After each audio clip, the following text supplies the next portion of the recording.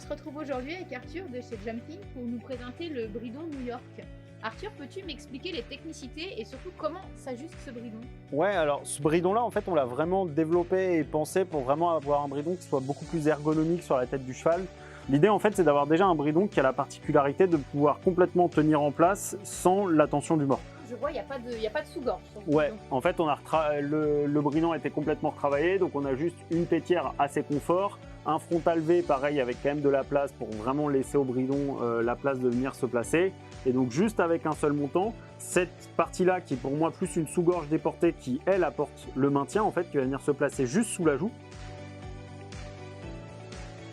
Ça, c'est vraiment pas du tout comme un Nussborn ou comme une muserolle allemande. C'est vraiment pour apporter du maintien et du confort. Ouais, exactement. On le voit bien parce que si on s'amuse à l'enlever et si on laissait le bridon comme ça, cette partie-là, elle bouge dans tous les sens.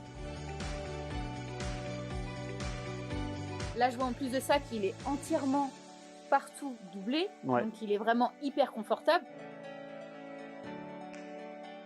De ça, la particularité d'un bridon comme ça, c'est qu'en fait, la position du mors, on va dire, dans la bouche du cheval est assez différente parce qu'un bridon classique, conventionnellement, on va dire, est mise en tension sur les cervicales. On vient serrer ses montants. Donc forcément, on crée une tension qui est légère, mais on crée une tension qui va venir, de la tétière, donc sur l'insertion de la première cervicale. Là, on le voit vraiment, ce bridon-là. Si on s'amuse, je peux enlever la petite patte qui se permet de fixer le mors.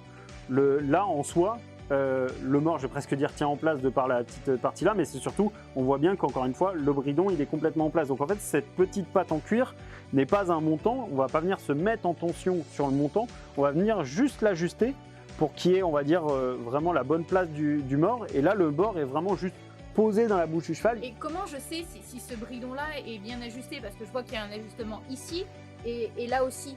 Dans quel ordre je le mets pour l'ajuster? Alors, ce bridon-là, quand on va venir le poser sur la tête du cheval, ce qu'il faut, c'est le mettre en fait le plus large possible, y compris au niveau du mort, quitte à ne pas mettre le mort au tout début. On va venir d'abord régler en fait cette partie-là. Ce qu'il faut, c'est que, en gros, cette partie-là, cette petite sous-gorge, soit juste en dessous de la joue, comme on le voit là. Là, il pourrait presque être un trou plus haut, mais vraiment juste en dessous de la joue, parce que ça va être, on va dire, le nerf de tout ce bridon-là, ça va se tenir ici. C'est ce qui va apporter la stabilité. Donc, on va venir fixer ici. On met bien tous les petits passants pour avoir quelque chose qui soit bien fixe.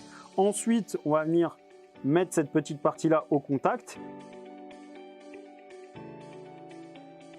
Et à ce moment-là, derrière, on va pouvoir, avec la petite patte en cuir, ajuster et voir un petit peu comment on veut mettre son mort. Et ça peut être un indicateur aussi, effectivement, que le montant soit bien droit. Ça m'indique aussi finalement qu'il est bien posé, que j'ai pas trop serré ici ou éventuellement trop serré la muserolle à cet endroit-là. Ouais, exactement. Que ce soit droit l'idée et que je sois confortable, que je puisse passer une main, mais pas que ce soit flottant non plus.